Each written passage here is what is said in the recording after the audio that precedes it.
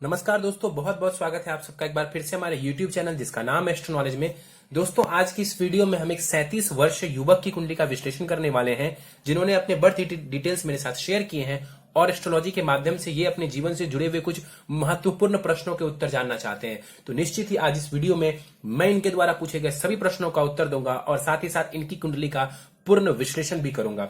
दोस्तों, इस वीडियो को शुरू करने से पहले हर बार की तरह आप सबों से निवेदन है कि अभी तक आपने हमारे YouTube चैनल एस्ट्रो नॉलेज को सब्सक्राइब नहीं किया है तो आप प्लीज से सब्सक्राइब कर दें और बेल आइकन को दबाना ना भूलें। साथ ही साथ दोस्तों, यदि आप सब इसी प्रकार अपनी कुंडली का विश्लेषण करवाना चाहते हैं या फिर मुझसे संपर्क करना चाहते हैं तो स्क्रीन पर फ्लैश हो रहे व्हाट्सएप नंबर के ऊपर आप मुझसे संपर्क कर सकते हैं और ज्यादा जानकारी के लिए आप नीचे डिस्क्रिप्शन बॉक्स को भी चेक कर सकते हैं। चलिए, सबसे पहले मैं आप सबों के समक्ष इनके प्रश्नों को रख देता हूं। इन्होंने बताया कि अभी मर्चेंट नेवी में काम कर रहे हैं, ये जॉब को छोड़ना चाहते हैं तो पूछ रहे हैं कि इसके अलावा कौन सा जॉब मेरे लिए अच्छा रहने वाला है। साथ ही साथ कहते हैं कि क्या पब्लिक एडमिनिस्ट्रेशन में मैं ट्राई कर सकता हूं या फिर मुझे किसी और फील्ड में ट्राई करना चाहिए। साथ ही साथ कहते हैं कि प्रॉपर्टी परचेज से लाभ है अथवा नहीं, पैतृक संपत्ति में कोई लीगल परेशानी है। इसके अलावा कहते हैं कि राजनीति में सफलता मिलेगी, हाँ या ना, अगर मिलेगी तो कैसे मिलेगी। इसके अलावा कहते हैं कि क्या अच्छे एस्ट्रोलॉजर बन सकते हैं अथवा नहीं, घर खरीदने का योग कब है, किस क्षेत्र में बिजनेस करें, यदि बिजनेस करते हैं तो किस क्षेत्र में बिजनेस करने से लाभ है। और आखिरी प्रश्न है केतु और शुक्र की दशा इनके लिए कैसी रहने वाली है। चलिए, तो कुछ प्रश्न हैं इनके जिनका हम एक एक करके उत्तर देंगे आखिर में, लेकिन सबसे पहले इनकी लग्न कुंडली के ऊपर चलते हैं जो कि हमारे समक्ष है। इनकी लग्न कुंडली बनती है यहां पर मकर लग्न की, और क्योंकि 10 नंबर इनके लग्न में आ रहा है, लग्न का मान ध्यान से देखेंगे 29 डिग्री का लग्न है। मैंने इनसे कंफर्म किया, इन्होंने बताया कि इनका मकर लग्न ही है, इनकी जो लग्न कुंडली है वो मकर लग्न की ही है। तो लग्न का मान चूंकि 29 डिग्री का है तो लग्न बहुत ही कमजोर है यहां पर, और यहां पर बस लग्न खत्म होके, मकर लग्न खत्म होके कुंभ लग्न आने ही वाला है। तो यहां पर काफी हद तक लग्न को कमजोर माना जाएगा। यहां पर देखा जाए लग्नेश शनि 10वें भाव में बैठे हुए, बहुत बढ़िया राजयोग है, उसके ऊपर हम आएंगे।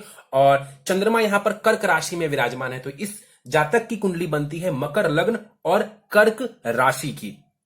चलिए, लग्न के ऊपर दोबारा चलते हैं। मकर लग्न मैंने बार बार बताया कि ऐसे लोग आमतौर पर मेहनती होते हैं, शनिदेव का लग्न है, शनि लाइफ में आगे बढ़ते हैं, हार्डवर्किंग होते हैं। क्यों हार्डवर्किंग होते हैं? क्योंकि लग्न जो है मकर लग्न है यहां पर, और आपको पता होना चाहिए आप सबको कि जो मंगल देव हैं वो इसी राशि में आकर के उच्च के हो जाते हैं। तो निश्चित रूप से डिसिप्लिन और मेहनत का ये लग्न बनता है और ऐसे लोग आमतौर पर मेहनती होते हैं। यहां पर देखा जाए लग्न वीक है।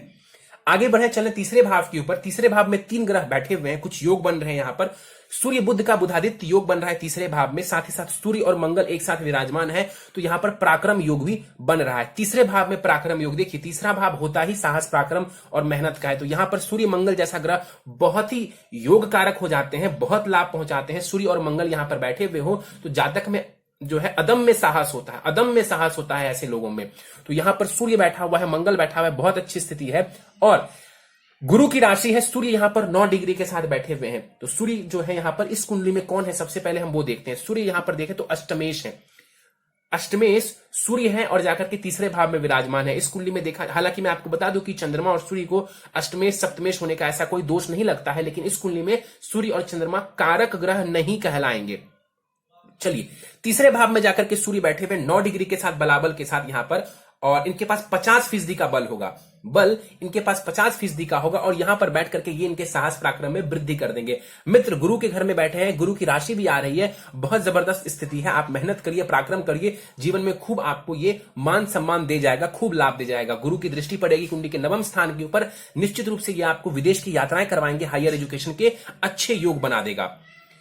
चलिए आगे बढ़ते हैं। यहां पर बुध के ऊपर चलते हैं। 6 डिग्री का बुध है, नीच की राशि में है बुध, और अस्त के भी है। सूर्य 9 डिग्री का है, बुध 6 डिग्री का है, यहां पर 3 डिग्री का केवल फासला है। यहां पर बुध अस्त के हैं। बुध एक इकलौता ऐसा ग्रह है जो अस्त होने की अवस्था में भी रिजल्ट्स देते हैं। ये नहीं कहूंगा कि दृष्टि का भी बल होगा, ये नहीं कहूंगा कि पूरे पावर के साथ ये रिजल्ट देंगे, लेकिन हाँ, रिजल्ट्स बुध एक ऐसा ग्रह है जो कि देता है। कुछ हद तक बुध जो है अस्त होने के बाद भी अच्छा खासा रिजल्ट दे जाता है। तो यहां पर जो बुध अस्त के हुए हैं ये फिर भी आपको रिजल्ट दे जाएंगे, लेकिन बुध नीच का है, ये वीक पॉइंट बनता है। बुध नीच का है, ये वीक पॉइंट बनता है। हालांकि देखा जाए गुरु की दृष्टि जो पड़ रही है अपने ही भाव के ऊपर, तो काफी हद तक नीचता भंग हो जाएगी, बुध की नीच भंग हो रहा है। अब बुध कौन है इस कुंडली में देखें तो आपकी कुंडली में षष्ठेश है बुध और साथ ही साथ भाग्येश है। तो भाग्येश है त्रिकोण का स्वामी ग्रह है, इसका मतलब कि योग कारक ग्रह है। बुध योग कारक ग्रह है, आपकी कुंडली में तीसरे भाव में आकर के बैठा हुआ है। साहस पराक्रम में ये भी वृद्धि करने वाले हैं। बुधादित्य योग बन रहा है, लाभ पहुंचा देंगे। कम्युनिकेशन का भाव होता है तीसरा भाव, वहां पर बुध का बैठना आमतौर पर कम्युनिकेशन को बेहतर करता है, लेकिन नीच की राशि में है तो बहुत जबरदस्त कम्युनिकेशन स्किल्स को कर देंगे, ऐसा मैं नहीं कहने वाला हूं। इसके अलावा यहां पर देखा जाए छठे भाव से हम जॉब को भी देखते हैं, उसका स्वामी ग्रह तीसरे भाव में जाकर के बैठा हुआ है। काफी हद तक बिजनेस करने का योग बहुत है इस कुंडली में, बिजनेस करने से आपको लाभ देखने को मिल सकता है। और यहां पर अस्त के हैं तो मैं दृष्टि की बात नहीं करने वाला हूं। 6 डिग्री का बुध है यहां पर, और ये बुध जो है ये बाल अवस्था का माना जाएगा, माफ करिए मृत अवस्था का माना जाएगा, क्योंकि एक समराशि बनती है। चलिए आगे बढ़ते हैं, मंगल के ऊपर चलते हैं। मंगल यहां पर 26 डिग्री के साथ तीसरे भाव में बैठा हुआ है। मंगल यहां पर बाल अवस्था का माना जाएगा। तीसरे भाव में मंगल कारक हो जाते हैं, भाव वाइज कारक हो जाते हैं। अब मंगल इस कुंडली में कौन है तो वो सुखेश है, यानी कि 4th हाउस के लॉर्ड है और लाभ भाव के भी स्वामी ग्रह, तो सुखेश है और लाभेश है। लेकिन चूंकि वो शनि के मित्र नहीं है तो इस कुंडली में मंगल को एक समग्रह की उपाधि दी जाएगी। तीसरे भाव में बैठा हुआ मंगल साहस पराक्रम में वृद्धि करवा देगा। छोटा भाई यदि आपके हैं, छोटे भाई बहन है, उसके साथ संबंधों को ये बढ़िया बना देंगे। यहां पर बैठा हुआ मंगल आपको जो है काफी हद तक दौड़ भाग भी करवाएगा और उनसे लाभ भी दे जाएगा। यहां पर बैठे हुए मंगल की दृष्टियों की बात करें तो मंगल की जो चौथी दृष्टि है वो छठे भाव के ऊपर पड़ेगी, और छठे भाव के ऊपर जो दृष्टि है मंगल की वो आपको शत्रुओं के ऊपर विजय दिलवाएगा। हालांकि कई बार ये आपको झगड़े में भी और कोर्ट कचहरी के चक्कर लगवा सकता है, लेकिन बेसिकली ये आपको विजय दिलवाएगा इन चीजों में। मंगल की दृष्टि पड़ेगी आपके कुंडली के नवम भाव के ऊपर, हायर एजुकेशन भाव के ऊपर, तो हायर एजुकेशन में बहुत ज्यादा मंगल लाभ तो नहीं देगा, लेकिन हाँ विदेश वगैरह की यात्राएं आपको करवा सकता है। और मंगल की जो दसम दृष्टि पड़े, दसम भाव के ऊपर दृष्टि पड़ेगी, अष्टम दृष्टि के दसम भाव के ऊपर जो पड़ेगी, ये करियर में आपको कॉम्पिटिटिव नेचर का बनाएंगे, करियर में आपको मेहनती बनाएंगे और आपको लाभ भी देंगे। मतलब कि आप अपने मेहनत से खूब सारा लाभ जीवन में उठा सकते हैं। देखिए सुखेश और लाभेश पराक्रम भाव में बैठा हुआ है, तो जीवन में सुख चाहिए, लाभ चाहिए, मेहनत करिए, ये मंगल आपको सब कुछ देने वाला है। शुक्र के ऊपर चलते हैं। चतुर्थ भाव में शुक्र बैठे हुए हैं, यहां पर 11 डिग्री का शुक्र है, सुख भाव में बैठा हुआ है, इसको सुख भाव कहते हैं। शुक्र इस कुंडली में है कौन, देखें तो शुक्र जो है यहां पर आपके पंचमेश है और कर्मेश भी है, यानी कि शिक्षा, संतान, लव, रोमांस भाव का स्वामी ग्रह है शुक्र, और करियर भाव का भी स्वामी ग्रह है शुक्र। त्रिकोण भी मिला है इसे एक, और एक केंद्र स्थान भी मिला है शुक्र को। तो शुक्र इस कुंडली के, मकर लग्न की कुंडली के सबसे योग कारक ग्रह कौन है तो वो है शुक्र। बहुत ही अच्छी स्थिति में चतुर्थ भाव में यहां पर बैठा हुआ है, दिग्बल भी है इसके पास अच्छा, इसके अलावा डिग्री वाइज भी बलाबल है। केंद्र त्रिकोण राजयोग बना करके ये शुक्र बैठे हुए हैं, मंगल के घर में बैठे हैं और तात्कालिक मैत्री में बैठे हुए हैं। बहुत जबरदस्त स्थिति है शुक्र की, अति योग कारक ग्रह है शुक्र, और बैठा भी बहुत बढ़िया घर में है। तो यहां पर बैठा हुआ शुक्र आपको प्रॉपर्टी का लाभ दिलवाएगा। यहां बैठा हुआ शुक्र आपके सुख सुविधाओं में बढ़ोतरी कर देगा, जीवन में ऐश्वर्य देने का काम करेगा और सुखों में कई गुना वृद्धि कर देगा। लग्जरियस प्रॉपर्टीज आप खरीद सकते हैं आने वाले समय में। शुक्र की दशांत दशा में आप देखेंगे कि सुखों में वृद्धि हो जाएगी। संतान की तरफ से जो सुख है उसमें भी ये शुक्र जो है वृद्धि कर देंगे, क्योंकि संतान भाव का स्वामी ग्रह शुक्र जो है वो केंद्र में आकर के बैठा हुआ है, केंद्र त्रिकोण राजयोग बना रहा है। यहां पर बैठे हुए शुक्र की दृष्टि जाएगी दसम भाव के ऊपर, अपने ही घर को देखेंगे, करियर में 4 चांद लगा देंगे, करियर में स्टेबिलिटी देगा ये शुक्र और करियर में आपको लाभ पहुंचा देगा। तो यहां पर शुक्र का चतुर्थ भाव में बैठना बहुत ही बढ़िया स्थिति है। आगे बढ़ते हैं, चलते हैं कुंडली के छठे भाव की तरफ। राहु यहां पर छठे भाव में उच्च की राशि में बैठा हुआ है। मैंने बताया कि 3, 6, 10 और 11वें भाव में क्रूर और पापी ग्रह कारक हो जाते हैं। राहु यहां पर बैठा हुआ है, कारक है राहु, यहां पर बैठ करके शत्रुओं के ऊपर विजय दिलवाएगा। लेकिन बैठा है बुध के घर में, और बुध कैसा है तो नीच का है और अस्त है। हालांकि नीच भंग जरूर हो रहा है उसका, लेकिन नीच की राशि में है और अस्त का है बुध। तो यहां पर कह सकते हैं कि राहु जिसके घर में बैठा है वो फाउंडेशन थोड़ा वीक है। तो यहां पर क्या परेशानी हो सकती है, देखिए ऊपर से तो हमें देखने को लगेगा कि राहु के पास बल बहुत अच्छा है, ये राहु रिजल्ट्स भी अच्छा देगा, लेकिन अंदर से देखा जाए तो फाउंडेशन वीक है इस राहु का, फाउंडेशन वीक है इस राहु का। तो उसको लेकर के सजग रहे, बुध को स्ट्रांग करें, राहु आपको बहुत अच्छा परिणाम देगा। यहां पर बैठा हुआ जो राहु है शत्रुओं के ऊपर विजय दिलवाएगा, आपको कॉम्पिटिटिव एग्जाम्स में सफलता देने वाला होगा।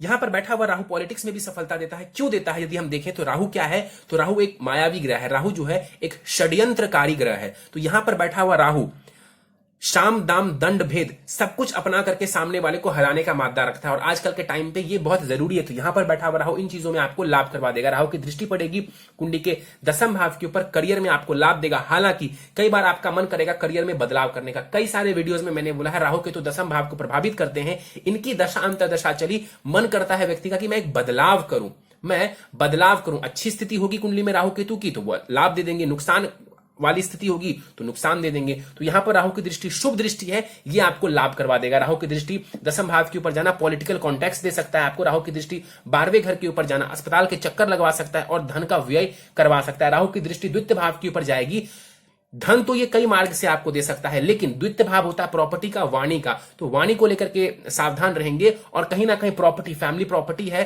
तो उसमें राहु लीगल मैटर्स में आपको फंसा सकता है। लेकिन मैं आपको एक बात कह देता हूं, जीत आपकी ही होगी, जीत आपकी ही होगी। राहु के पास जो है बलाबल बहुत ज्यादा नहीं है, 25% का बलाबल है, 5 डिग्री का ये राहु यहां पर छठे भाव में बैठा हुआ है। तो राहु का और अच्छा रिजल्ट चाहिए तो बुध को अच्छा करें। चलिए आगे बढ़ते हैं, चलते हैं चंद्रमा के ऊपर। 3 डिग्री का चंद्रमा है, अपने ही घर में विराजमान है, सप्तम भाव में। विवाह भाव का स्वामी ग्रह विवाह भाव में ही बैठा हुआ है, तो विवाह को ये बढ़िया कर देंगे, विवाह को ये अच्छा कर देंगे। पत्नी सुंदर होंगी क्योंकि सप्तमेश जो है चंद्रमा बनते हैं और अपने भाव में विराजमान है, तो पत्नी सुंदर होंगी, इमोशनल बॉन्डिंग दोनों के बीच में बढ़िया होंगी। देखिए अभी तक इस चंद्रमा को देखें तो कोई परेशानी नजर नहीं आ रही है, अभी तक चंद्रमा को ध्यान से देखें तो कोई परेशानी नजर नहीं आ रही है। लेकिन चंद्रमा अकेला बैठा है, पीछे राहु है और आगे कोई ग्रह नहीं, इसे कहते हैं कुंडली में केमद्रम दोष का लग जाना, केमद्रम दोष का लग जाना। और यहां पर चंद्रमा अब पीड़ित हो जाएंगे, अब पीड़ित हो जाएंगे, कहीं ना कहीं मन शांत नहीं रहेगा, चाहे किसी भी बात को लेकर के हो, मन अशांत रहेगा, कंसंट्रेशन को ये वीक करवा सकता है। इस चंद्रमा के ऊपर दृष्टियों की बात करें तो यहां पर 2 ग्रह की दृष्टि आ रही है। एक शनि की दृष्टि चंद्रमा के ऊपर आएगी जो कि आपके मन को और पीड़ित करने वाला होगा, और एक गुरु की दृष्टि आएगी जो कि बैलेंस करने वाला होगा। तो काफी हद तक आप चाहते हैं कि इस चंद्रमा का आप लाभ उठाएं, तो चंद्रमा को थोड़ा और बेहतर कर लीजिए। चंद्रमा ऑलरेडी अच्छा है, लेकिन केमद्रम दोष लग जाने की वजह से थोड़ी सी परेशानी देखने को मिल सकती है। कई बार मान लीजिए 7.5 आ गई, शनि की ढैया लग गई आपको, तो उस दौरान परेशानी आपकी बढ़ जाएगी, उस दौरान मानसिक रूप से आप परेशान रहेंगे। अदरवाइज चंद्रमा स्वग्रह ही है, बहुत परेशान कर दे चंद्रमा, ऐसा नहीं कहा जा सकता। 3 डिग्री का चंद्रमा है, मृत अवस्था का है, बल बहुत ज्यादा इस चंद्रमा के पास नहीं है, लेकिन फिर भी जिस भाव में बैठा है उस भाव के रिजल्ट्स ये बहुत अच्छे से दे रहा है आपको। चंद्रमा की दृष्टि की बात करें, बहुत ज्यादा बलाबल तो नहीं होगा, लेकिन चंद्रमा की दृष्टि जो लग्न के ऊपर जाएगी ये व्यक्तित्व में भी आपको लाभ देने वाली होगी, आपकी पर्सनैलिटी को थोड़ा बेहतर बना देंगे।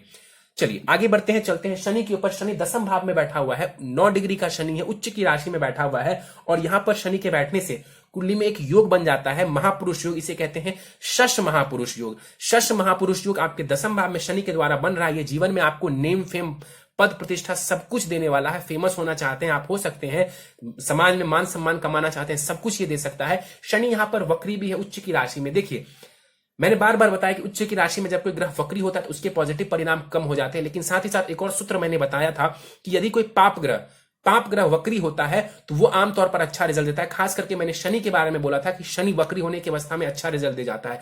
तो यहां पर बैठा हुआ जो शनि है ये आपका कुछ नुकसान नहीं करने वाला है। यहां पर जो शश महापुरुष योग बन रहा है ये आपको करियर में बहुत ज्यादा लाभ देने वाला है, आपको ऊंचाइयां देने वाला है। उच्च का शनि है, शश महापुरुष योग बना रहा है, बिजनेस भी करना चाहते हैं, शनि से जुड़ा हुआ बिजनेस करेंगे, शनि से जुड़ा हुआ काम आपको जीवन में बहुत सारा जो है लाभ देने वाला है। शनि की दृष्टि जाएगी, शनि की तीसरी दृष्टि जाएगी कुंडली के 12वें घर के ऊपर, और यहां पर दृष्टि डाल के विदेश की यात्राएं करवा सकते हैं, धन का व्यय करवा सकते हैं। शनि की दृष्टि पड़ेगी चतुर्थ भाव के ऊपर, कहीं ना कहीं माता के सुखों में ये कमी कर देगा अपनी दशा में, तो माता के स्वास्थ्य का ध्यान रखेंगे। और इसके अलावा यहां पर शनि की दृष्टि जो पड़ रही है वो डिले करवाएगी, किस चीज में, तो प्रॉपर्टी में। प्रॉपर्टी लेना चाहते हैं तो डिले करवाएगी प्रॉपर्टी में, क्योंकि इनकी नीच की दृष्टि पड़ रही है चतुर्थ भाव के ऊपर। इसके अलावा देखा जाए शनि की दसम दृष्टि पड़ेगी कुंडली के सप्तम भाव के ऊपर, वैवाहिक जीवन में थोड़ी सी कलह ये करवा सकते हैं, आपके मन को थोड़ा डिस्टर्ब कर सकते हैं। चंद्रमा स्वग्रही है, मैंने आपको बताया था कि स्थिति बहुत खराब नहीं होनी चाहिए। यदि आपने कुंडली मिलान किया होगा स्थिति बहुत खराब कभी नहीं होगी, आपकी मैरिटल लाइफ अच्छी ही रहने वाली है। शनि 9 डिग्री के साथ यहां पर विराजमान है, कुमार अवस्था का शनि है, बल 50% का है। मेरे अनुसार आपको इस शनि को बल देना चाहिए। लग्न भी जो है शनि का ही है, मतलब कि शनि की ही राशि का है, तो शनि को बल देंगे तो आपका लग्न भी पावरफुल हो जाएगा। आगे बढ़ते हैं, चलते हैं कुंडली के लाभ स्थान की तरफ। लाभ स्थान में देखें गुरु बैठे हुए हैं, 17 डिग्री का गुरु है, बल बहुत है इस गुरु के पास। और गुरु इस कुंडली में कौन है, तो तृतीयेश है और लाभेश, यानी कि साहस पराक्रम कम्युनिकेशन, छोटे भाई बहन के भाव का स्वामी ग्रह कुंडली के लाभ स्थान में बैठा हुआ है। यहां पर देखा जाए गुरु बैठते हैं तो जीवन में धन बहुत ज्यादा देते हैं। हालांकि यहां पर गुरु अकेला बैठा है, अकेला बैठने की अवस्था में इस भाव में गुरु भावनाश करते हैं। तो पॉजिटिव प्रभावों में थोड़ी कमी आएगी, लेकिन फिर भी मैं आपसे कहता हूं कि यहां पर गुरु जो है आपको लाभ करवा देंगे। गुरु यहां पर आपको धन वगैरह का खूब सारा लाभ करवाने वाले हैं, मान सम्मान का भी लाभ करवाएंगे। बल बहुत अच्छा है इस गुरु के पास। और एक बात जो ध्यान देने योग्य है वो ये है कि मंगल को देखिए तो मंगल गुरु के घर में है, गुरु मंगल के घर में है। तो तीसरे भाव और लाभ स्थान के बीच में राशि परिवर्तन हो रहा है। यह राशि परिवर्तन शुभ तब है जब आप मेहनत करेंगे। क्यों? क्योंकि मेहनत भाव और लाभ भाव के बीच में राशि परिवर्तन हो रहा है। मेहनत भाव और लाभ भाव के बीच में राशि परिवर्तन हो रहा है। तो इसे वैसे देखेंगे तो बहुत से लोग कहेंगे ये नेगेटिव राशि परिवर्तन है, इसे नेगेटिव भी कह सकते हैं, लेकिन मैं बोलता हूं कि यदि आप मेहनत करते हैं तो ये राशि परिवर्तन आपको लाभ देने वाला होगा। तो ये आपको जीवन में लाभ देगा। मेहनत करिए। गुरु की दृष्टि पड़ेगी कुंडली के तीसरे भाव के ऊपर, साहस पराक्रम में वृद्धि कर देंगे, छोटे भाई बहन के साथ संबंधों को अच्छा कर देंगे, कम्युनिकेशन को बेहतर कर देंगे। गुरु की दृष्टि पड़ेगी पंचम भाव के ऊपर, संतान संबंधित लाभ देगा ये गुरु, एजुकेशन में भी आपको लाभ देगा। अब यहां पर देखें तो गुरु शत्रु दृष्टि के साथ देख रहा है, लेकिन वो कारक है एजुकेशन के, संतान के, तो उसमें कोई परेशानी गुरु नहीं देने वाला है। गुरु की दृष्टि पड़ेगी कुंडली के सप्तम भाव के ऊपर, उच्च की दृष्टि पड़ेगी सप्तम भाव के ऊपर। वैवाहिक जीवन में जो परेशानी आ भी सकती थी उसमें भी ये गुरु लाभ दे देंगे। जो चंद्रमा यहां पर थोड़ा डिस्टर्ब हो रहा था केमद्रम दोष की वजह से, उसे भी ये गुरु बैलेंस करने वाला होगा, क्योंकि गुरु की दृष्टि में कहते हैं कि अमृत है, गुरु की दृष्टि में अमृत है। तो यहां पर ये जो गुरु की दृष्टि है ये बहुत हद तक आपके मैरिटल लाइफ में, संतान सुख में, आपके साहस पराक्रम में लाभ देने वाली होगी। तो गुरु की स्थिति बहुत बेहतर है।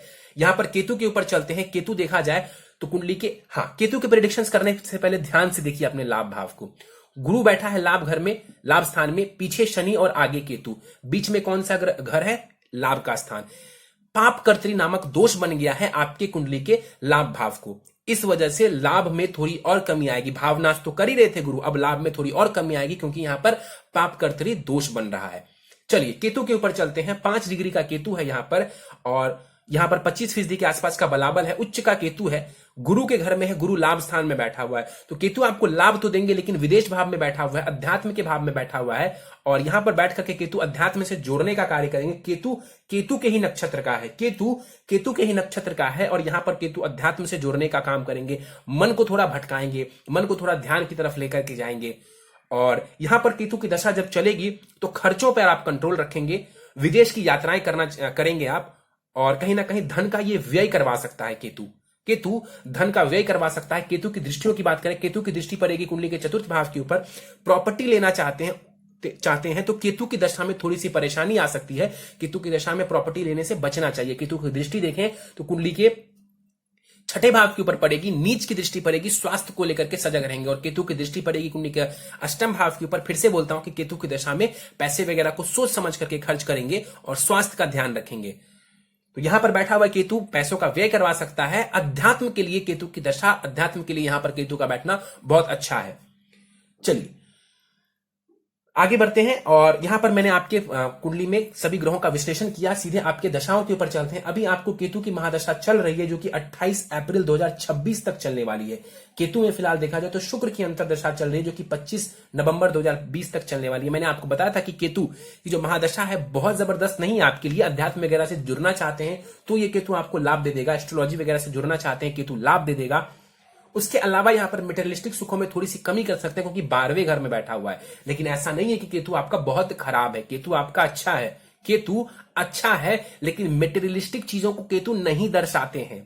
समस्या ये है कि यदि आप इस दौरान मेटेरियलिस्टिक चीजों के पीछे भागेंगे तो उसमें थोड़ी सी परेशानी आएगी। जैसे कि चतुर्थ भाव के ऊपर केतु की दृष्टि है, अब आपको प्रॉपर्टी लेनी है। अब केतु को तो कोई मतलब नहीं है मेटेरियलिस्टिक सुखों से, उसमें थोड़ी सी ये परेशानी दे सकते हैं। तो उसको थोड़ा सा सोच समझ करके आप काम करेंगे। चलिए सीधे प्रश्नों के ऊपर चलते हैं। और अभी मर्चेंट नेवी में आप काम कर रहे हैं, अच्छी बात है। जॉब छोड़ना चाहते हैं, कौन सा जॉब बेस्ट रहेगा? पब्लिक एडमिनिस्ट्रेशन में क्या ट्राई कर सकते हैं? बिल्कुल आप सिविल सर्विसेज में ट्राई कर सकते हैं, और जो स्टेट के सिविल सर्विसेज एग्जाम्स होते हैं उसको दे सकते हैं आप। पराक्रम योग है आपकी कुंडली में, तीसरे भाव में, पराक्रम भाव में ही पराक्रम योग बन रहा है। राहु छठे भाव में उच्च का है। राजनीति में जाना और सिविल सर्विसेज में जाना ये सब बढ़िया है आपके लिए, कोई परेशानी कहीं से भी मुझे नजर नहीं आती है। इसके अलावा आपका जो शिक्षा का भाव है वही बलवान है, गुरु की दृष्टि पड़ रही है, शुक्र का केंद्र त्रिकोण राजयोग बन रहा है, कहीं से भी मैं ना बोल दूं इसके चांसेस हैं ही नहीं। तो आप आराम से इसमें ट्राई कर सकते हैं सिविल सर्विसेज में जो स्टेट्स के एग्जाम्स होते हैं, क्योंकि मुझे लगता है कि आप 37 वर्ष के हो चुके हैं तो शायद जो यूपीएससी वगैरह है उसमें एज लिमिट खत्म हो चुकी होगी आपकी, एज खत्म हो चुकी होगी उसकी, बट मुझे लगता है स्टेट वगैरह के सिविल सर्विसेज एग्जाम्स को आप देना चाहते हैं, आप दे सकते हैं। और इसके अलावा जो है इन्होंने पूछा है क्या किसी और फील्ड में ट्राई करें। ये फील्ड आपके लिए बढ़िया है। इसके अलावा यदि आप मुझसे पूछेंगे फिलहाल के समय में, तो मैं आपको यही बोलूंगा कि बिजनेस करिए। बिजनेस आप कर सकते हैं। अब आप कहेंगे सर बिजनेस करूं तो किस क्षेत्र में करूं, तो बिजनेस करेंगे तो शुक्र और शनि से जुड़े हुए क्षेत्र में। किससे, तो शुक्र और शनि से जुड़े हुए क्षेत्र में पैसा लगाएंगे, बिजनेस करेंगे, खूब लाभ दे जाएगा। कौन कौन सा क्षेत्र, कपड़ों से जुड़े हुए कारोबार में, steel, iron, mining, petrol, cosmetics, software, technology, tourism, hotel, luxurious items, इन सब में पैसा लगाइए, इन सब से जुड़ करके काम करिए, आपको लाभ मिल जाएगा, आपको लाभ मिल जाएगा। इसके अलावा जॉब करना चाहते हैं तो सिविल सर्विसेज के लिए ट्राई कर सकते हैं और स्टेट के सिविल सर्विसेज में आपको सफलता मिल सकती है। इसके अलावा इन्होंने पूछा कि प्रॉपर्टी परचेज से लाभ। प्रॉपर्टी परचेज से लाभ है आपको, लेकिन दशा जो केतु की है ये कहीं ना कहीं थोड़ी सी परेशानी दे सकती है आपको। लीगल मैटर्स में फंसाना, जिस प्रॉपर्टी का आपने वो किया उसमें कुछ अड़ंगा लग जाना, ऐसी परेशानी आपको देखने को मिल सकती है, या डिले हो सकता है। प्रॉपर्टी लेना चाह रहे हैं तो कोई ना कोई छोटी मोटी परेशानी आ रही है, ले भी लिया तो उससे वैसा सुख नहीं मिल पा रहा है। ये इसके पीछे का कारण सिर्फ दशा है, ज्यादा परेशान होने की आवश्यकता नहीं है। पैतृक संपत्ति में लीगल परेशानी, मैंने बताया था कि राहु की दृष्टि पड़ रही है तो राहु कई बार लीगल परेशानी दे देता है, लेकिन जीत आपकी होगी, ये भी मैंने आपको बोला था, जीत आपकी ही होगी, बेफिक्र रहेंगे आप। इसके अलावा इन्होंने पूछा है राजनीति में सफलता मिलेगी, हां तो कैसे। देखिए, यदि राजनीति में सफलता चाहिए तो मिल जाएगी राजनीति में सफलता। कोई बहुत आपकी कुंडली में खराब योग नहीं है, अच्छे योग है राजनीति में। पहले तो कॉन्टैक्ट्स बनाइए, पहले कॉन्टैक्ट्स बनाइए, जुगाड़ से घुसिए। पूछिए क्यों कह रहा हूं, क्योंकि राहु की जो दृष्टि है दशम स्थान के ऊपर पड़ रही है, कहीं ना कहीं जुगाड़ से आप घुसेंगे, आपको लाभ हो जाएगा। तो जुगाड़ लगाइए, लोगों के साथ कॉन्टैक्ट्स बनाइए, फिर आप आगे बढ़िए, फिर आगे बढ़िए। जब समय आएगा तब अपने आप को लोगों के सामने दर्शाइए। अभी जुगाड़ बनाइए, कॉन्टैक्ट्स बनाइए और धीरे धीरे अपनी पहचान को स्थापित करिए। ऐसे करके आप जा सकते हैं। शुक्र की जब महादशा प्रारंभ होगी तब आपका राजनीतिक जीवन चमक सकता है। अभी आप कांटेक्ट बनाने का कार्य करिए। अभी जो आपके पास समय है 2026 तक का कांटेक्ट बनाइए। उसके बाद जब शुक्र की दशा जैसे जैसे आगे बढ़ती जाएगी, उस दौरान आप चाहेंगे तो आगे आइए, सामने आना शुरू करिए और तब जाकर के छोटे छोटे चुनावों में भाग लेकर के आप खुद को सामने रख करके डायरेक्ट जो है पॉलिटिक्स में आगे आ सकते हैं। अभी आपको जुगाड़ बनाना है, जुगाड़ से घुसना है आपको। और इसके बाद इन्होंने पूछा है क्या अच्छा एस्ट्रोलॉजर बन सकता हूं। देखिए, एस्ट्रोलॉजी में इंटरेस्ट आपको रह सकता है। पंचमेश आपके हैं शुक्र, उसके और उस भाव के ऊपर, पंचम भाव के ऊपर गुरु की दृष्टि पड़ना, शुक्र यहां पर केतु के नक्षत्र में है, कहीं ना कहीं इन चीजों में इंटरेस्ट दिलवाएगा। लेकिन एस्ट्रोलॉजर बन करके यदि आप धन अर्जित करना चाहते हैं तो मैं थोड़ा सा रोकूंगा आपको, क्योंकि आपका जो बुध है ना वो बहुत अच्छी स्थिति में नहीं है। आपका जो बुध है वो बहुत अच्छी स्थिति में नहीं है, इसीलिए मैं आपको थोड़ा सा रोकना चाहूंगा। लेकिन यदि आप फिर भी कहें कि क्या कोई योग नहीं है, तो मैं बोलूंगा योग है, योग ठीक ठाक है, लेकिन इससे पैसे कमाने के लिए योग मेरे अनुसार थोड़े से कम है। यदि बुद्ध की स्थिति भी बढ़िया होती तो आप निश्चिंत होकर के इस क्षेत्र में आगे बढ़ सकते थे। लेकिन मुझे ऐसा लगता है कि बाकी का जो बिजनेस मैंने आपको बताया, पॉलिटिक्स का जो करियर है वो आपके लिए बेहतर है। एस्ट्रोलॉजी सीखना चाहते हैं, इंटरेस्ट है, बिल्कुल सीखिए, कोई परेशानी नहीं है। इसके बाद इन्होंने पूछा है घर मैं कब ले सकता हूं। देखिए, घर लेना चाहते हैं आप, वैसे तो शुक्र की महादशा में आप एक से ज्यादा घर, एक से ज्यादा वाहन ले सकते हैं। उस दौरान आपको बहुत ज्यादा चिंतित परेशान होने की जरूरत नहीं है। हाल फिलहाल में चाहते हैं तो अभी केतु में शुक्र की अंतर्दशा 25 नवंबर 2020 तक चल रही है, ये भी आपको थोड़ा लाभ दे सकता है। यदि लेना चाहते हैं तो आप ले सकते हैं। यदि रुकना चाहते हैं 4-5 वर्ष तो शुक्र की दशा में लें। अभी लेना चाहते हैं तो शुक्र की जो अंतर्दशा चल रही है आप ले सकते हैं। शुक्र की अंतर्दशा, मंगल की अंतर्दशा, इन सब की अंतर्दशाओं में आप चाहें तो प्रॉपर्टी वगैरह खरीद सकते हैं। गुरु की भी अंतर्दशा जब प्रारंभ होगी, केतु के अंदर की मैं बात कर रहा हूं, केतु में जब गुरु, केतु में जब मंगल, केतु में जब शुक्र चल रहा है, तब आप प्रॉपर्टी ले सकते हैं। कोई बहुत परेशानी मुझे नजर नहीं आती है। चलिए आगे बढ़ते हैं। इसके बाद इन्होंने पूछा है किस क्षेत्र में बिजनेस करें। मैंने बता दिया आपको कि आपको किस क्षेत्र में बिजनेस करना चाहिए। केतु और शुक्र की दशा मेरे लिए कैसी रहेगी। केतु की दशा मैंने आपको बताया कि मेटेरियलिस्टिक सुखों में ये थोड़ा कमी करता है। पॉलिटिक्स में जाना है, जुगाड़ बनाना शुरू कर दीजिए। बिजनेस करना है, आइडियाज। केतु 12वें घर में बैठा हुआ, इमेजिनेशन पावर बहुत अच्छी है आपकी, इमेजिनेशन पावर बहुत अच्छी है आपकी। दिमाग लगाइए कि आप क्या कर सकते हैं। केतु की दशा में बहुत बड़ा रिस्क आपको नहीं लेना है। केतु की दशा में बहुत बड़ा रिस्क आपको नहीं लेना है। होता क्या है, मैंने बताया कि केतु राहु की दशा जब आती है तो व्यक्ति को भ्रम हो जाता है। तो अचानक से बहुत बड़ा डिसीजन फिलहाल नहीं लीजिए आप। और कब लेंगे तो शुक्र की महादशा में लेंगे।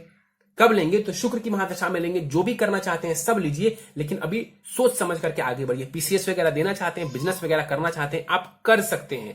आप अभी भी कर सकते हैं, लेकिन बेस्ट पीरियड कब आएगा तो शुक्र की महादशा में। चलिए इसके बाद जो है शुक्र की महादशा के ऊपर बात करते हैं। शुक्र की महादशा आपको प्रॉपर्टी, संतान सुख, करियर, इन तीनों चीजों में कई गुना वृद्धि करने वाला होगा। इनके सुखों में कई गुना ये वृद्धि कर देगा। शुक्र मतलब कि लक्ष्मी, तो धन में तो ऑटोमेटिकली उस दौरान वृद्धि हो जाएगी। सुख भाव में है, जबरदस्त वृद्धि होने वाली है। शुक्र की महादशा आपके लिए गोल्डन पीरियड की तरह रहने वाला है निश्चित रूप से। मैं मिरेकल या चमत्कार की बात नहीं कह रहा हूं। गोल्डन पीरियड जैसे एक होता है कि व्यक्ति मेहनत करे तो सब कुछ मिल जाता है, उस आपके लिए वो दशा वैसी ही रहने वाली है। तो 20 वर्षों के लिए जो शुक्र की दशा आएगी, जैसे जैसे शुक्र की महादशा बढ़ती जाएगी वैसे वैसे आपकी सफलताएं बढ़ती चली जाएंगी। इसमें कहीं कोई दो राय नहीं है। चलिए, तो ये था आपकी कुंडली का विश्लेषण। और उपाय बताने से पहले आपकी नवमांश कुंडली मेरे समक्ष है, वहां पर देखें तो एक जो मेजर वीक पॉइंट नजर आ रहा है वो ये है कि राहु और केतु नीच की राशि में विराजमान है। जो राहु और केतु यहां पर बहुत अच्छा नजर आ रहा है, वो राहु और केतु असल में नीच की राशि में विराजमान है। नवमांश में हम ग्रहों के ट्रू पोटेंशियल को देखते हैं, तो वहां पर राहु केतु का नीच का होना एक वीक पॉइंट बनता है। इसके अलावा विवाह भाव में जो है मंगल बैठा हुआ है और सूर्य लग्न में बैठा हुआ है, तो विवाह में भी थोड़ी सी कलह की स्थिति देखने को मिल सकती है, लेकिन ऑटोमेटिकली आपका विवाह अच्छा रहना चाहिए यदि आपने कुंडली मिलान करके विवाह किया है तो। बाकी ग्रहों की स्थिति बहुत बढ़िया है, गुरु वगैरह बहुत अच्छे हैं, चंद्रमा शुक्र बहुत अच्छी स्थिति में है, तो विवाह भी आपका अच्छा रहेगा। बस राहु और केतु जो नीच की राशि में बैठा हुआ है, इसका मतलब है कहीं ना कहीं केतु की दशा में आपको और ज्यादा सावधान रहने की जरूरत है। केतु की दशा में और ज्यादा सावधान रहने की आपको जरूरत है। उपाय के ऊपर चलते हैं। प्रथम उपाय आपके लिए नीलम रत्न धारण करना है। 9 सवा 9 रत्ती का नीलम आपको धारण करना है पंच धातु की अंगूठी में, दाहिने हाथ की मध्यमा उंगली में, कृष्ण पक्ष शनिवार की संध्या काल को। अगला उपाय है आपके लिए नित्य ओम केम केतुवे नमः। ओम केम केतुवे नमः इस मंत्र का 3 माला जाप करेंगे 1 वर्ष तक। उसके बाद नित्य आप 1 माला जाप करेंगे इनका। जब तक केतु की महादशा चल रही है तब तक ही आपको इस मंत्र का जाप करना है, उसके बाद नहीं करना। इसके बाद जो है आपको नित्य हनुमान चालीसा पढ़ना चाहिए, उससे भी लाभ मिलेगा। गले में 2 पीस 4 मुखी रुद्राक्ष आप धारण करेंगे लाल धागे में, शुक्ल पक्ष सोमवार प्रातः काल को। नित्य भगवान सूर्य को अर्घ देंगे ताकि आपको पॉलिटिकल करियर में सफलता मिले, और यदि आप सिविल सर्विसेज में जाना चाहते हैं उसमें भी आपको सफलता मिले। और आखिरी में मैं आपको बोलता हूं किसी भी रूप में गणेश जी और माता दुर्गा की पूजा उपासना करके लाभ मिलेगा। शुक्र आपके इष्ट देव हैं, तो किसी भी देवी की आराधना करेंगे तो लाभ मिलेगा। शुक्र इष्ट देव है तो माता दुर्गा या मां लक्ष्मी किन्हीं की भी पूजा उपासना करेंगे, बहुत लाभ मिलेगा आपको। और गणेश जी की पूजा आराधना से केतु की महादशा में आपको बहुत फेवर मिलने वाला है। तो आप गणेश चालीसा पढ़ सकते हैं, दुर्गा चालीसा पढ़ सकते हैं, या गणेश जी के मंत्र ओम गंग गणपतये नमः, मां दुर्गा के मंत्र ओम दुम दुर्गाय नमः, किसी का भी आप जाप करेंगे बहुत लाभ मिल जाएगा आपको। चलिए, तो दोस्तों ये था इस 37 वर्ष युवक की कुंडली का विश्लेषण। मुझे उम्मीद है कि आपको हमारा यह कुंडली विश्लेषण का वीडियो पसंद आया होगा। यदि वीडियो पसंद आया तो आप इसे लाइक करें, शेयर करें। अभी तक आपने हमारा YouTube channel astro knowledge subscribe नहीं किया है तो आप प्लीज इसे सब्सक्राइब कर दें और बेल आइकन को दबाना ना भूलें। साथ ही साथ दोस्तों, यदि आप सब इसी प्रकार अपनी कुंडली का विश्लेषण करवाना चाहते हैं या फिर मुझसे संपर्क करना चाहते हैं तो स्क्रीन पर फ्लैश हो रहे व्हाट्सएप नंबर के ऊपर आप मुझसे संपर्क कर सकते हैं, और ज्यादा जानकारी के लिए आप नीचे डिस्क्रिप्शन बॉक्स को भी चेक कर सकते हैं। दोस्तों, इस वीडियो में फिलहाल इतना ही। आप सबका बहुत बहुत धन्यवाद।